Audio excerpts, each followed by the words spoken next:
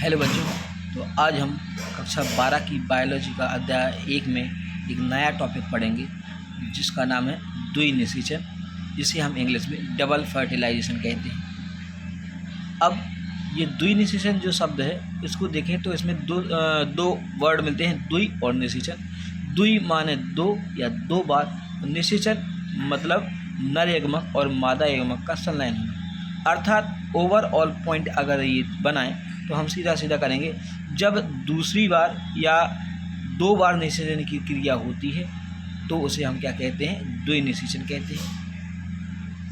अब इसमें पहला पॉइंट अपना बनता है कि जो द्विनिषेचन क्रिया है ये होती किस में है, तो सीधा सा पॉइंट बनता है it is only present in angiospermic plant. अर्थात द्विनिषेचन क्रिया केवल आवृत बीजी पौधों में होती है। किस में होती है? आवृत बीजी। और हम ये पहले ही पढ़ चुके हैं, आवृत बीजी पौधे वो पौधे होते हैं जिनमें पुष्प पाए जाते हैं। अर्थात द्विनिषेचन क्रिया पुष्पीय पौधों में होती है। किस में होती है? पुष्पीय पौधों में होती है। अब दूसरा पॉइंट, इसे खोजा किसने? तो एक वैज्ञानिक थे, बहुत ही प्रसिद्ध वैज्ञानिक थे, नवास्चन नामक वैज्ञानिक ने 1898 में ये द्विनिषेचन की विधि को खोजा था। और उन्होंने ये जो विधि है उन्होंने दो पौधों में खोजा। एक तो पौधा था फ्रिटिलेरिया, दूसरा लिलिया। इन दोनों पौधों में उन्होंने सबसे पहले क्या बताया? द्विनिषेचन के बारे में बताया और कहा कि द्विनिषेचन क्रिया क्या होती है, बताया उस तरीके से उन्होंने। तो आइए देखते हैं द्विनिषेचन या डबल फर्टिलाइजेशन एक्चुअल में होता क्या है, किस तरीके से होता है। वीडियो आगे स्टार्ट करने से पहले प्लीज़ इस चैनल को आप लाइक करें, ज़्यादा से ज़्यादा सब्सक्राइब करें और शेयर करें, जिससे ज़्यादा से ज़्यादा बच्चों तक ये वीडियो पहुंच पाए और उनको नॉलेज मिल पाए। तो आइए देखते हैं। सबसे पहले हमारा ये पूरा पार्ट था गाइनोसियम, जिसको हम पिस्टिल या कार्पल कह रहे थे। इसमें अपन ने देखा था ये जो पिस्टिल होती है इसके 3 भाग होते हैं। एक तो होता है स्टिग्मा, फिर स्टाइल, ये जो फूला पार्ट है जिसको हम स्टिग्मा कहते हैं या वर्तिकाग्र कहते हैं। ये पतली सी डंडी होती है जिसे हम स्टाइल कहते हैं या वर्तिका कहते हैं। इसके बाद ये पूरा फूला हुआ पार्ट जिसे हम ओवरी कहते हैं। क्या कहते हैं? ओवरी या अंडाशय। इस ओवरी के अंदर हमने एक नई संरचना पढ़ी थी जिसको हम बीजांड बोल रहे थे या ओव्यूल बोल रहे थे। क्या बोल रहे थे? बीजांड या ओव्यूल। इसमें जब कोशिकाओं का विभाजन हुआ तो 7 कोशिकाएं और 8 केंद्रक बने थे। 3 कोशिकाएं ऊपर, जिसको हमने एंटीपोडल कोशिका या प्रतिमुखी कोशिका बोला था। 3 कोशिकाएं नीचे बीजांड द्वार वाले भाग में होती, 3 कोशिकाएं जिनको हम अंड संपुट कह रहे थे। इसमें अंड संपुट में बीच वाली जो कोशिका थी उसको हमने अंड कोशिका बोला, और बगल में जो 2 कोशिकाएं थी जिनको हमने सिनरेजिड या सहायक कोशिकाएं बोला। और बीच में 2 कोशिकाएं, 2 केंद्रक थे जो एक कोशिका बनाई थी जिसको हमने ध्रुवीय कोशिका बोला या केंद्रीय कोशिका बोला। ये पूरी स्ट्रक्चर आगे जाके क्या बनाती है? एंडोस्पर्म या एम्ब्रियोसेक, या जिसे हम हिंदी में क्या कहते हैं? भ्रूण कोश कहते हैं। क्या कहते हैं? भ्रूण कोश। भ्रूण कोश में 2 शब्द हैं, भ्रूण और कोश। भ्रूण मतलब जायगोट के बाद की जो संरचना होती है इसे भ्रूण कहते हैं, और कोश मतलब एक कक्षा या जहाँ पे रहता है। तो भ्रूण कोश क्या होता है? जहाँ पे भ्रूण स्थित होता है उसे हम क्या कहेंगे? भ्रूण कोश कहेंगे। अब मान लो इस संरचना को हमने, जो भ्रूण कोश की जो संरचना, इसको हमने बाहर निकाला। इस डायग्राम में देखें तो हमने देखा यहाँ पे 3 कोशिकाएं ऊपर थी जिनको हमने एंटीपोडल कोशिका या प्रतिमुखी कोशिका बोला है।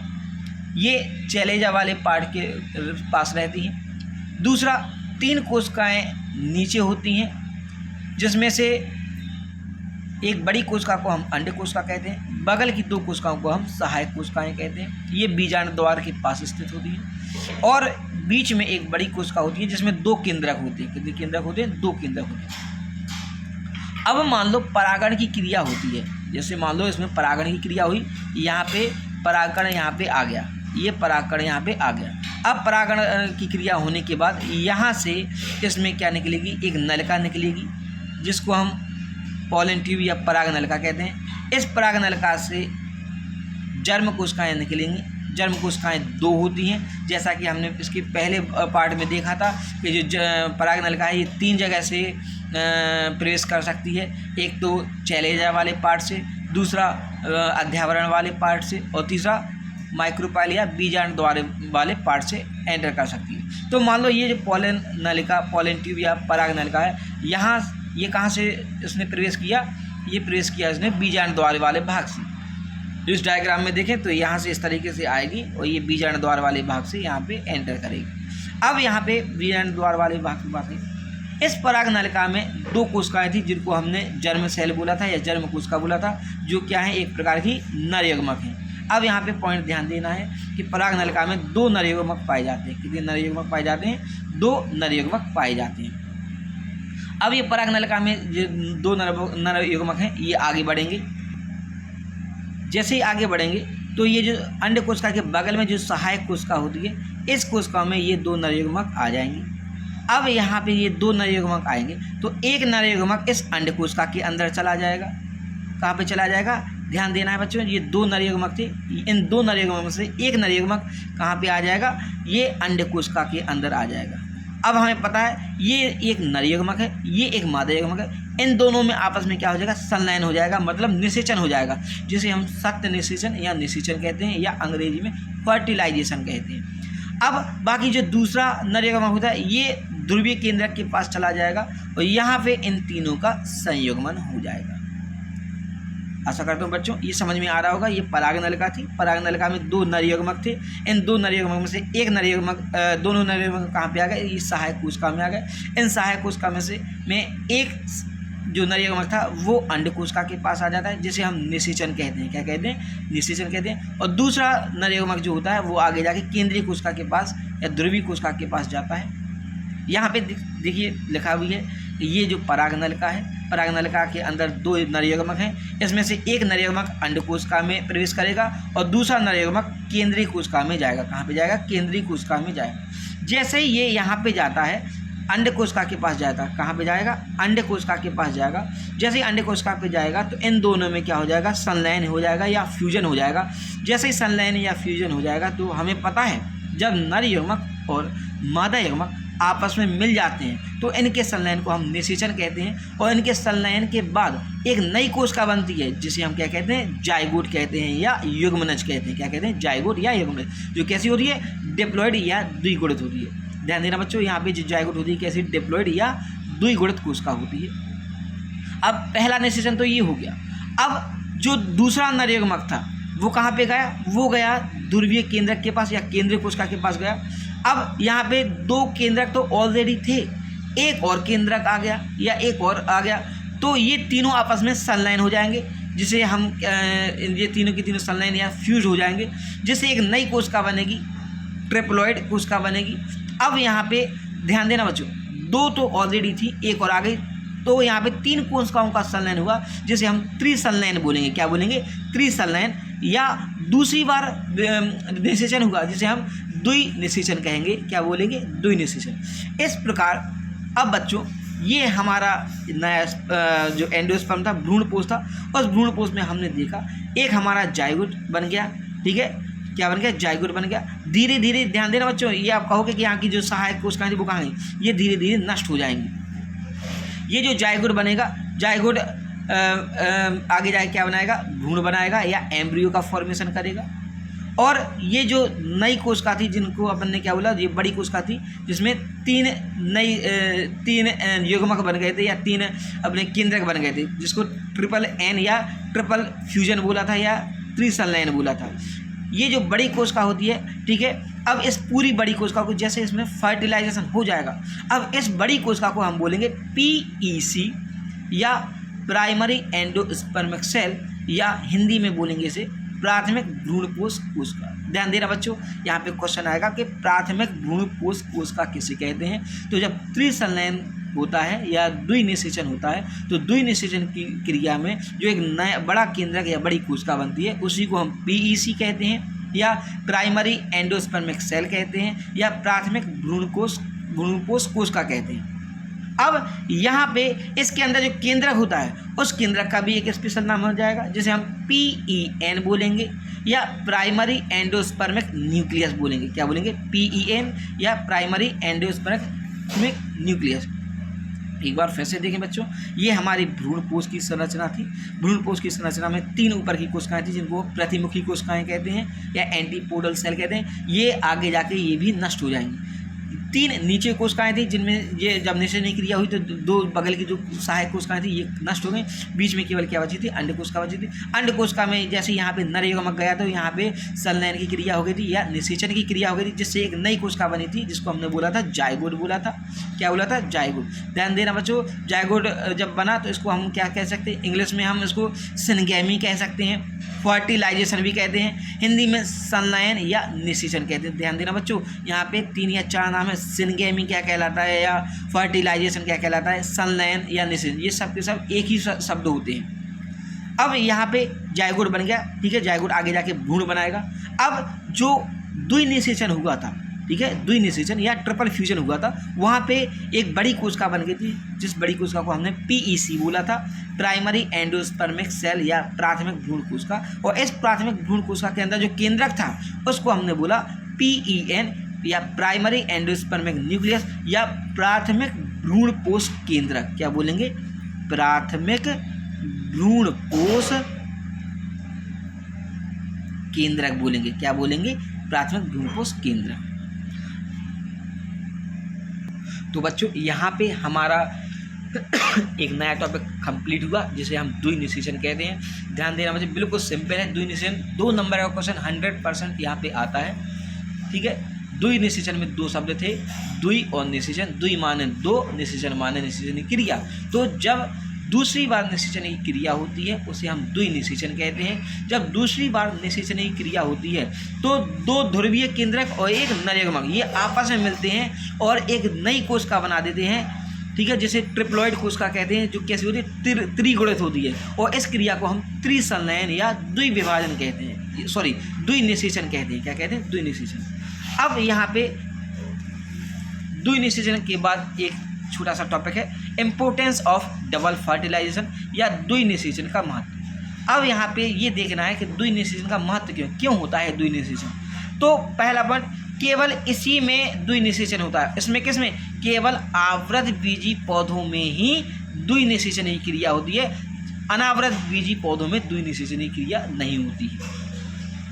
तो अब यहाँ पे महत्व देखें तो सीधी सी बात है, एक छोटा सा एग्जाम्पल मिलता है।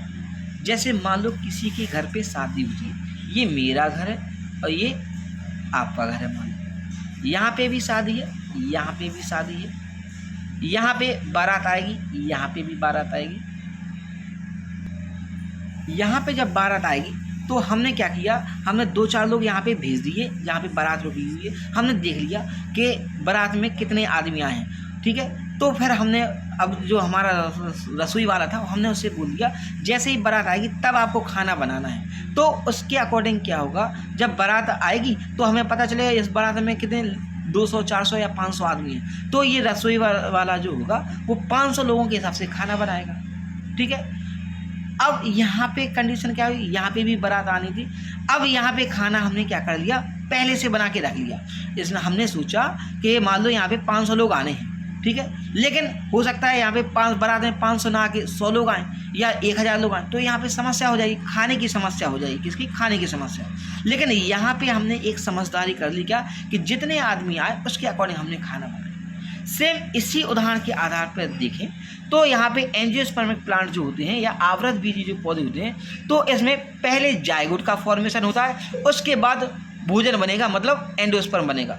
अब जब पहले जायगोट बनेगा तो जायगोट को कितना न्यूट्रिशन चाहिए उसके हिसाब से इसको न्यूट्रिशन मिल जाएगा। लेकिन अनावृत बीजी पौधों में क्या होता है, पहले एंडोस्पर्म का फॉर्मेशन होता है, फिर जायगोट का होगा। अब यहाँ पे जब एंडोस्पर्म बन जाएगा, हो सकता है फूड किस तरीके से बना, ज़्यादा बन रहा है, कम बन रहा है, जो बाद में बनने वाले जायगोट को प्रॉपर तरीके से सप्लाई हो पाए या नहीं हो पाए, तो यहाँ पे तो समस्या हो जाएगी। लेकिन यहाँ पे पहले जब जायगोट बनेगा तो जब जायगोट को जितनी भूख लगेगी, जब भी इसको न्यूट्रिशन होगा, उस हिसाब से ये हमारा एंडोस्पर्म बन जाएगा।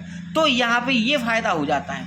इसी वजह से जो आवृत बीजी पौधे हैं इनमें क्या होता है, द्विनिषेचन। तो ओवरऑल ये पॉइंट या इस एग्जाम्पल से आपको समझ में आया होगा कि द्विनिषेचन क्यों जरूरी होता है। बच्चों ध्यान देना, ये द्विनिषेचन का क्वेश्चन बहुत ही इंपॉर्टेंट होता है।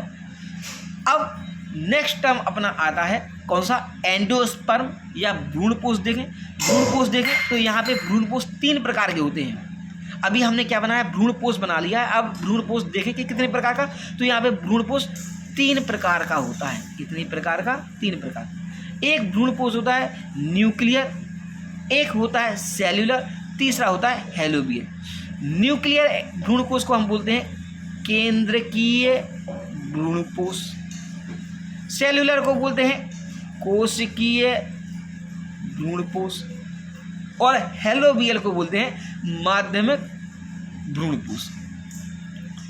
तो बच्चों ये हम आज नहीं स्टार्ट करेंगे, ये हम नेक्स्ट वीडियो में आपको बताएंगे, क्योंकि यहाँ पे एक छोटा सा टॉपिक था अपना द्विनिषेध जो बहुत ज़रूरी था। अब यहाँ पे 2 प्रोसेस साथ में होंगी तो आप लोग कंफ्यूज हो सकते हैं, इसलिए आज केवल इतना ही टॉपिक रहेगा, ठीक है। बाकी का ये जो वीडियो है इसका इस टॉपिक का वीडियो हम नेक्स्ट डे पे आपको अपलोड या डाउनलोड कर देंगे, जिससे जो आपको समस्या नहीं होगी, ठीक है। आशा करता हूँ ये वीडियो आपको समझ में आया होगा। प्लीज़ इस वीडियो को ज़्यादा से ज़्यादा लाइक सब्सक्राइब करें और ज़्यादा से ज़्यादा शेयर करें, ठीक है। थैंक यू बच्चों। हेलो बच्चों, तो आज हम लोग एक नया टॉपिक पढ़ने वाले हैं। जैसा कि हमने कल द्विनिषेचन और त्रिसंलयन के बारे में पढ़ा था, आज हम एक नया टॉपिक पढ़ेंगे भ्रूणपोष। जैसा कि हमने देखा था द्विनिषेचन की क्रिया में हमने 2 चीज़ें बनाई थी। एक तो हमारा बना था जायगोट जो आगे जाके भ्रूण का विकास कर रहा था, दूसरा हमारा जो त्रिसंलयन की संरचना बनी थी जिसे हमने क्या बोला था, प्राथमिक भ्रूणकोष का, और उसके अंदर जो केंद्रक था उसको हमने बोला था प्राथमिक भ्रूणपोष केंद्रक बोला था। ओवरऑल देखें तो ये क्या कहलाता अपना, भ्रूणपोष कहलाता था। अर्थात द्विनिषेचन और त्रिसंलयन की क्रिया में हमने 2 चीज़ें देखी थी। 2 चीज़ें कौन सी, एक तो भ्रूण देखा था एम्ब्रियो, दूसरा हमने भ्रूणपोष देखा था। क्या देखा था, भ्रूणपोष। अब आज हम एक नया टॉपिक पढ़ेंगे भ्रूणपोष या एंडोस्पर्म। ये इसके प्रकार देखें तो ये 3 प्रकार का होता है। कितने प्रकार का, 3 प्रकार का होता है। पहला केंद्रकीय भ्रूणपोष जिसे हम इंग्लिश में न्यूक्लियर एंडोस्पर्म कहते हैं। दूसरा होता है कोशिकीय भ्रूणपोष जिसे हम इंग्लिश में सेल्यूलर एंडोस्पर्म कहते हैं। तीसरा होता है हमारा माध्यमिक भ्रूणपोष जिसे हम हेलोबियल एंडोस्पर्म कहते हैं। हमारे बोर्ड एग्जाम में सबसे ज़्यादा पूछे जाने वाला क्वेश्चन हेलोबियल से होता है या माध्यमिक भ्रूणपोष से होता है। अब ये जो भ्रूणपोष हैं, ये 3 अलग अलग प्रकार के जो भ्रूणकोष हैं, ये बनते कैसे हैं तो वो देखें। तो सबसे पहला है हमारा केंद्रकीय भ्रूणपोष जिसे हम न्यूक्लियर एंडोस्पर्म कहते हैं। नाम में इसका क्या है, के 2 वर्ड है, केंद्रकीय और भ्रूणपोष, मतलब ऐसा भ्रूणपोष जो केंद्रक से बनता होगा। आइए देखें, ये हमारा डायग्राम है। इस डायग्राम में हमने देखा था ये जो डिप्लॉयड सेल बनी थी जिसको हम जायगोट बोल रहे थे, ये जायगोट आगे जाके क्या बना रहा था, भ्रूण बना रहा था। क्या बना रहा था, भ्रूण बना रहा था।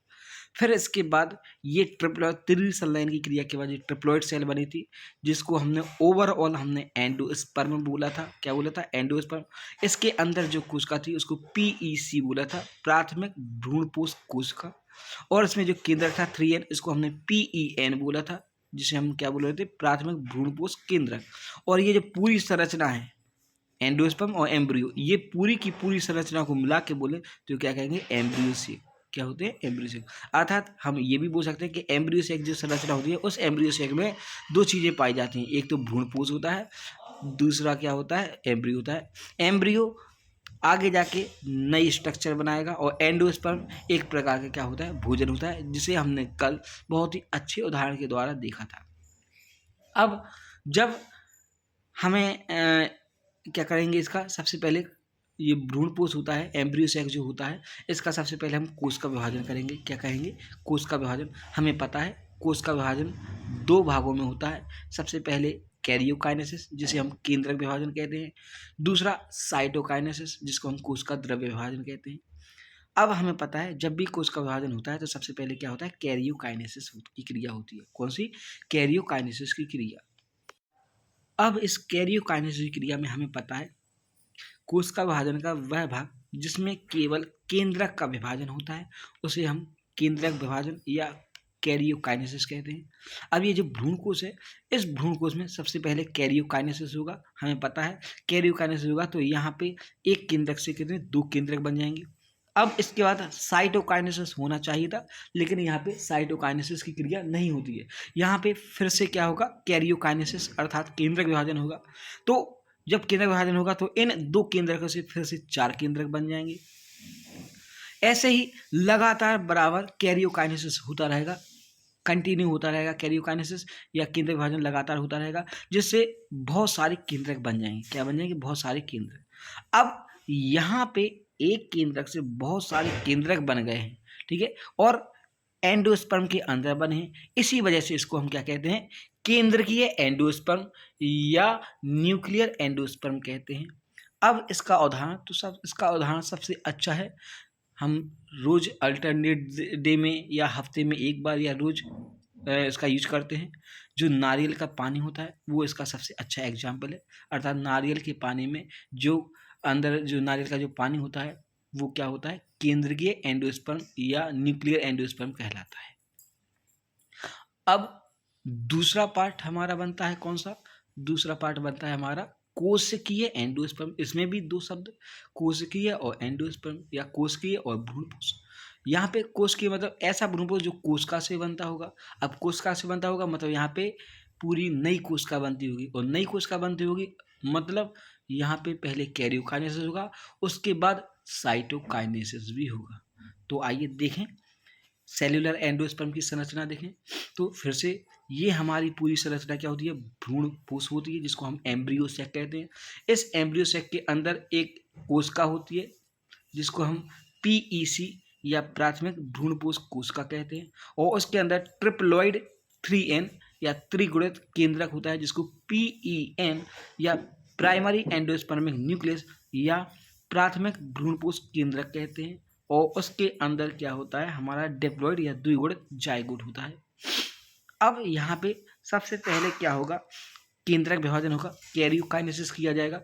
जब कैरियोकाइनेसिस किया जाएगा तो एक केंद्रक से 2 केंद्रक बन जाएंगे, और उसके बाद फिर साइटोकाइनेसिस की प्रोसेस होगी। साइटोकाइनेसिस की प्रोसेस में यहाँ पे एक कोशिका से 2 कोशिका बन जाएंगी, एक कोशिका ये बन जाएगी और एक कोशिका ये बन जाएंगी। ध्यान देना बच्चों, यहाँ पे जैसे ही कैरियोकाइनेसिस होगा तो एक कोशिका से 2 कोशिका बन जाएंगी। ये पूरी एक कोशिका थी, ये 2 भागों में डिवाइड हो जाएगी, एक ये कोशिका बन जाएगी, एक ये कोशिका बन जाएगी।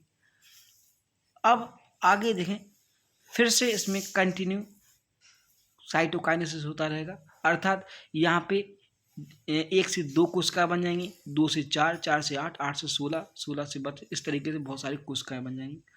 तो यहाँ पे पहले कैरियोकाइनेसिस हुआ, फिर साइटोकाइनेसिस हुआ। ओवरऑल यहाँ पे जो डिवीजन हुआ है उस डिवीजन के द्वारा बहुत सारी कोशिकाएं बन गई हैं, और ये कोशिका किसके अंदर बनी है, भ्रूणपोष के अंदर बनी है। इसलिए इसको हम क्या कहेंगे, इसको सीधा सीधा बोलेंगे सेल्यूलर एंडोस्पर्म या कोशिकीय भ्रूणपोष। अर्थात कोशिकीय भ्रूणपोष एक ऐसा भ्रूणपोष होता है जिसमें कोशिका का विभाजन होता है, और भ्रूणपोष के अंदर बहुत सारी कोशिकाएं बन जाती हैं, जिसे हम क्या कहते हैं, कोशिकीय भ्रूणपोष। अब इसका उदाहरण देखें तो जैसा कि हमने नारियल का पानी पी लिया, अब हम जब मार्केट से नारियल लेके आते हैं तो उसमें नारियल का पानी भी निकलता है। नारियल के पानी के बाद उसमें एक पार्ट और निकलता है वाइट कलर का, जिसे हम क्या कहते हैं, गरी बोलते हैं, नारियल की गरी। तो जो नारियल की गरी है वो हमारा कौन सा भ्रूणपोष होता है, वो हमारा सेल्यूलर भ्रूणपोष होता है। अर्थात नारियल का पानी हमारा न्यूक्लियर एंडोस्पर्म केंद्र की भ्रूणपोष है, और नारियल की जो गरी है वो हमारा क्या है, सेल्यूलर एंडोस्पर्म या कोशिकीय भ्रूणपोष कहलाएगा। अब यहाँ पे तीसरा पार्ट हमारा स्टार्ट होता है, जिसे हम हेलोबियल एंडोस्पर्म कहते हैं या माध्यमिक भ्रूणपोष कहते हैं। अब यहाँ पे एक वर्ड आ गया माध्यमिक। माध्यमिक मतलब मध्य में, मध्य मतलब यहाँ पे जिस तरीके से एंडोस्पर्म का न्यूक्लियर वाला पार्ट और सेलुलर वाला पार्ट, ये दोनों प्रोसेस यहाँ पे हो जाएंगी। कैसे हो जाएंगे, ये दोनों की दोनों प्रोसेस मिक्स हो जाएंगी, तो उससे जो नया भ्रूणपोष बनेगा उसको हम हेलोबियल भ्रूणपोष या हेलोबियल एंडोस्पर्म या माध्यमिक भ्रूणपोष बोलेंगे। अब इसमें देखें, जैसा कि ये हमारा भ्रूणपोष था, इस भ्रूणपोष में सबसे अंदर देखा जिसको हमने PEC बोला था, प्राथमिक भ्रूणपोष कोश का, उसके अंदर जो केंद्रक था PEN, प्राथमिक भ्रूणपोष केंद्रक, और उसके नीचे क्या थी, जाइगोट की वाली संरचना थी। अब इसमें सबसे पहले क्या होगा, कैरियोकाइनेसिस होगा। जब कैरियोकाइनेसिस होगा तो यहाँ पे 2 न्यूक्लियस बन जाएंगे। एक तो न्यूक्लियस ये हो गया, दूसरा न्यूक्लियस यहाँ पे ये हो गया, ठीक है। अब यहाँ पे जब 2 भाग हुए तो इन 2 वाले भाग में से एक भाग में कोई भी नहीं, कुछ भी नहीं होगा, ना तो कैरियोकाइनेसिस होगा ना ही साइटोकाइनेसिस होगा। लेकिन इसका जो दूसरा वाला भाग है वहाँ पे लगातार कैरियोकाइनेसिस होता रहेगा। क्या होता रहेगा, कैरियोकाइनेसिस होता रहेगा। ध्यान देना बच्चों, इसमें जो भ्रूणपोष होता है उसमें सबसे पहले कैरियोकाइनेसिस होगा। कैरियोकाइनेसिस होगा तो एक केंद्रक से 2 केंद्रक बन जाएंगे। एक तो ये केंद्रक बन गया, दूसरा ये केंद्रक बन गया। अब इसके बाद आगे जो प्रोसेस होगी उसमें एक पार्ट में कोई भी क्रिया नहीं होगी, लेकिन इसका जो दूसरा केंद्रक था उसमें लगातार केंद्रक विभाजन फिर से होता रहेगा और यहाँ पे 2 पार्ट बन जाएंगे। कितने पार्ट बन जाएंगे, 2 पार्ट बन जाएंगे। देखें, एक पार्ट में केवल एक केंद्रक है, दूसरे पार्ट में बहुत सारे केंद्रक हैं। क्या है, बहुत सारे केंद्रक हैं। इस क्रिया के दौरान जो भ्रूणपोष बनता है उसी को हम क्या बोलते हैं, माध्यमिक भ्रूणपोष या हेलोवियल एंडोस्पर्म कहते हैं। यहाँ पे एक चीज ध्यान देनी है बच्चों, यहाँ पे भ्रूणकोश में सबसे पहले कैरियोकाइनेसिस हुआ और 2 केंद्रक बने थे। कितने बने थे, 2। उन 2 में से एक केंद्रक में कुछ भी क्रिया नहीं हुई, लेकिन दूसरे केंद्रक में लगातार फिर से क्या होने लगा, कैरियोकाइनेसिस होने लगा, जिससे एक भाग में केवल एक केंद्रक था और दूसरे वाले भाग में बहुत सारे केंद्रक हो गए थे। ठीक है, इसी को हम क्या बोलते हैं, माध्यमिक भ्रूणपोष कहते हैं।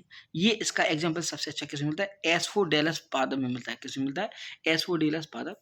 एस्फोडेलस पादप में जो कोशिकीय भ्रूणपोष होता है वो कोशिकीय भी होता है, साथ में केंद्रकीय भी होता है। क्या होता है, कोशिकीय और केंद्रकीय। अर्थात इस एस्फोडेलस प्लांट में हेलोवियल एंडोस्पर्म प्रेजेंट होता है। आशा करता हूँ बच्चों ये एक छोटा सा वीडियो आपको समझ में आया होगा। यहाँ पे हमने भ्रूणपोष के 3 प्रकार देखे, 3 प्रकारों में हमने देख लिया। यहाँ पे क्वेश्चन हमारा बन सकता है कि जो नारियल का पानी है वो किस प्रकार का भ्रूणपोष होता है, या नारियल के अंदर जो गरी निकलती है वो किस प्रकार का भ्रूणपोष होता है। यहाँ से बहुत सारे क्वेश्चन बनेंगे, एक एक वर्ड में बनेंगे। हो सकता है MCQ में बन जाए, FIB में बन जाए, मैचिंग में बन जाए, या 2 नंबर का क्वेश्चन भी बन सकता है, या हो सकता है सीधा क्वेश्चन ये आ जाए कि भ्रूणपोष के प्रकारों को समझाइए। इसके अलावा नीट में देखें तो नीट में भी अल्टरनेट साल में ये होता रहता है, एक साल में आया फिर नहीं आया फिर आया, इस तरह के बहुत सारे क्वेश्चन बन जाते हैं। यहाँ से कंसेप्ट हमें यहाँ पे क्लियर करना पड़ेगा, क्योंकि कंसेप्ट में क्लियर हो गए तो हमें टॉपिक पूरा समझ में आ जाता है। अब इसके बाद हमारा नेक्स्ट पार्ट होगा एम्ब्रियो। क्या होगा, एम्ब्रियो। अब एम्ब्रियो क्या कहलाता है, भ्रूण। क्या कहलाता है, भ्रूण। ये बना कैसे, तो हमें पता है जब नर युग्मक और मादा युग्मक आपस में मिले।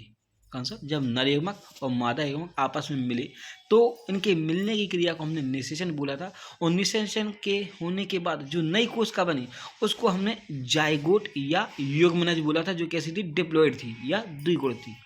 अब जो जाइगोट है, जाइगोट में लगातार विभाजन होता रहेगा और अलग अलग अवस्थाएं बनती रहेंगी, और अलग अलग अवस्थाएं बनने के बाद यहाँ पे एक नई संरचना बनेगी जिसे हम क्या कहेंगे, भ्रूण कहेंगे। क्या कहेंगे, भ्रूण। अब पॉइंट यहाँ पे आता है, भ्रूण किसे कहते हैं, तो जाइगोट बनने के बाद जो विभिन्न अवस्थाएं होती हैं, उन अवस्थाओं के बाद जो नई संरचना बनती है उसी को हम क्या कहते हैं, भ्रूण कहते हैं। क्या कहते हैं, भ्रूण। तो यहाँ पे हमें इस पार्ट में हमें एम्ब्रियो या भ्रूण की संरचना पढ़नी है, साथ में हमें एम्ब्रियो का डेवलपमेंट भी पढ़ना है, मतलब हमें इसका निर्माण पढ़ना है और विकास पढ़ना है। मतलब यहाँ पे हमें भ्रूणोद्भव या एम्ब्रियोजेनेसिस के बारे में पढ़ना है। क्या पढ़ना है, भ्रूणोद्भव या एम्ब्रियोजेनेसिस के बारे में पढ़ना है। तो ये टॉपिक हम नेक्स्ट लेक्चर में पढ़ेंगे, क्योंकि ये टॉपिक थोड़ा सा लेंथी है, तो इसलिए इसे हम नेक्स्ट लेक्चर में पढ़ेंगे। अब अगर ये वीडियो आपको अगर अच्छा लगा है, समझ में आया है, तो प्लीज़ इसको ज़्यादा से ज़्यादा लाइक करें, सब्सक्राइब करें, व्यूज़ बढ़ाएं और शेयर करें, जिससे दूसरे बच्चों तक ये वीडियो पहुंच पाए। आशा करता हूँ ये वीडियो आपको बहुत समझ में आया होगा। थैंक यू बच्चों।